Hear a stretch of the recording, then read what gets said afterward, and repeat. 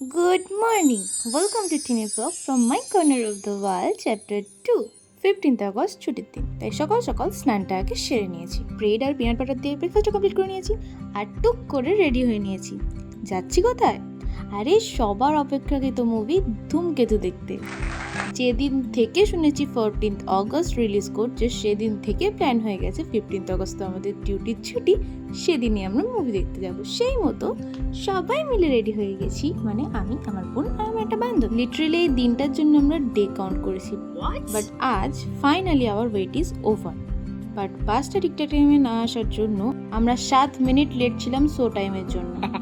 But যখন এদেরকে আমরা সামনাসামনি ফাইনালি দেখলাম বিগ স্ক্রিনেতে, মনে হলো সমস্ত অপেক্ষা সার্থক হয়েছে। না, মুভি কেমন হয়েছে এটা বলে স্পয়লার দিতে চাই না, কিন্তু ওদের দুজনকে একসাথে দেখে ওদের অনস্ক্রিন কেমিস্ট্রিটা দেখার পরে একটু নস্টালজিয়া হচ্ছিল।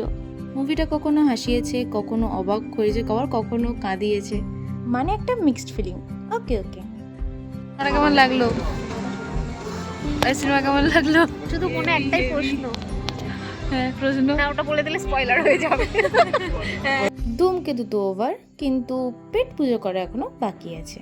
শ্রাবণ মাসের জন্য অনেক খুঁজে আমি আমার বোন ভেজ আইটেম পেয়েছে, ইনি ননভেজ খাচ্ছেন পাশে।